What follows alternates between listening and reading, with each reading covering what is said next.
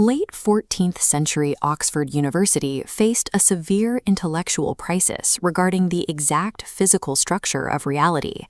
The prevailing threat came from nominalism.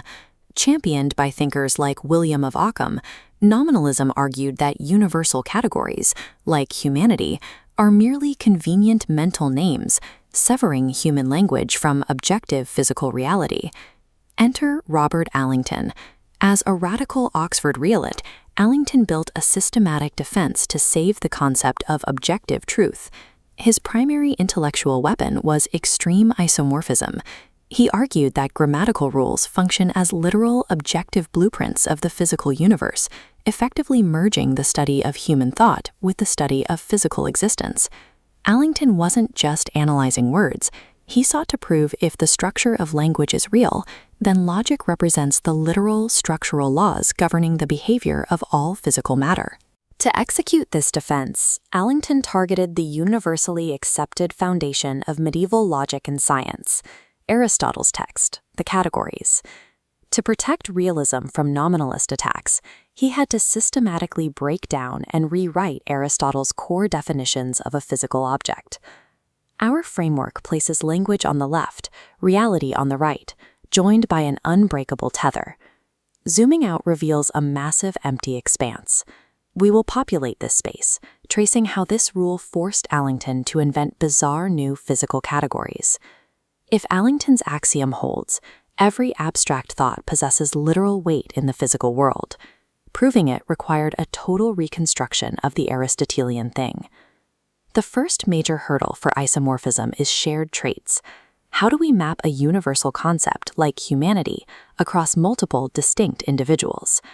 Looking at the diagram, we see Alyngton's solution, the in-re or formal universal. This is not a mental sign. It is an actual extramental node that acts as a formal cause, tethered downward to generate the individuals Socrates and Plato. This creates an immediate logical problem. How can you attribute a specific property to a universal form without that form collapsing into a singular, specific individual? Here, the visual highlights a solid line for standard formal predication, pointing directly to Socrates. Then a dashed line appears for his new mechanism, remote inherence. Remote inherence is a logical property grounded in partial identity, where a subject and predicate share some but not all metaphysical traits. This dashed line shows remote inherence in action. It allows Alyngton to attribute an action, like running, indirectly to the universal form of humanity, routing it entirely through the individual who is doing the action. Remote inherence allows Alyngton to keep his universal forms objectively real and perfectly mapped to language, preventing them from accidentally turning into just another physical guy named Socrates.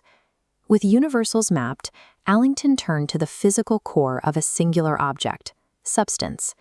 Aristotle defines substance as that which has the capacity to underlying external accidents, meaning it acts as a container for properties like color, shape, or size.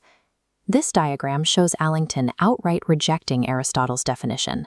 The underlying accidents label is struck through and replaced with underlying potency and act.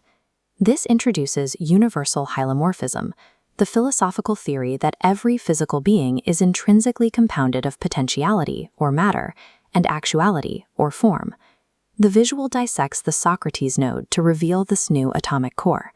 Primary substances are strictly composed of inner hylomorphic layers of matter and form. Accidents are relegated to transparent outer rings, existing entirely dependent on the core. For Alyngton, a substance is not a coat rack holding up random properties. It is a singular atomic reality where everything, even a color, is a dependent mode dictated by the core's exact state of being.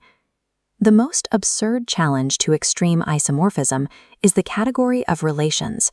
If similarity is a word, where does it physically live in the real world? This chart models Alyngton's highly specific four-part functional bridge. We have the subject, the object, the relation form connecting them, and crucially, the foundation, an absolute physical accident like quantity or quality that anchors the bridge to the subject. This creates a bizarre real-world consequence, best understood by imagining a black object and a white object sitting perfectly still. In this generated simulation, the dark stone undergoes a change and turns white. According to Alyngton's strict rules, the moment it changes, a literal physical relation of similarity instantly snaps into existence and attaches to the other white object, without that second object moving or changing at all. Alyngton effectively invented the logic of modern two-place predicates, mathematical statements that assert a relationship between two distinct arguments. However, he believed these were literal, extra-mental tethers crisscrossing the universe every time an object changed its state. The breaking point of his system arrives with second intentions. Second intentions are meta-concepts in logic, words we use to talk about other abstract concepts rather than physical things, like individual or first substance. This creates a massive paradox. If the word individual is treated as a common term by his language mapping rule, it demands the existence of an individual common nature in reality, a self-contradicting impossibility.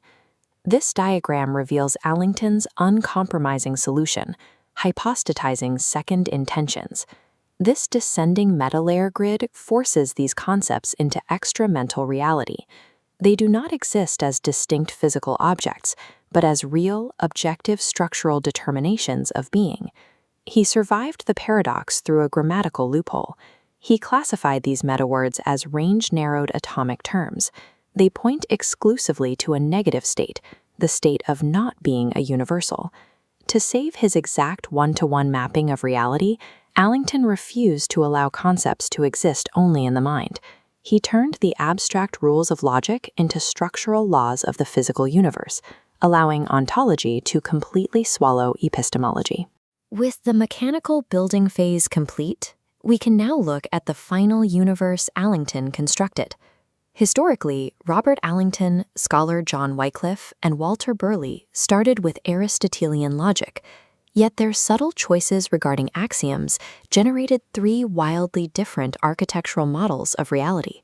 This 3D topological space illustrates the contrast. On the left, we have Walter Burley's universe, the macro-object aggregate. It appears as a loose, orbiting cluster of distinct atomic forms and accidents floating around a central substance. In Burley's worldview, the primary substance is merely a substrate. It forms an orderly collection, but the core itself does not contain the whole being of the macro-object. In the center, we see John Wycliffe's universe, the pan-propositional state of affairs, rendered as a molecular network of glowing nodes linked by pulsing energy pathways. Wycliffe executed a radical shift by replacing the concept of being with truth. In his model, every single object in the universe is literally a real physical proposition. On the right, Alyngton's final model appears, the atomic singularity. Notice how it forms a highly dense, glowing sphere, tightly compacting the forms entirely within the single primary core. Alyngton concluded that the universal forms and accidents coincide perfectly with the exact being of the primary substance. They are really identical, but formally distinct.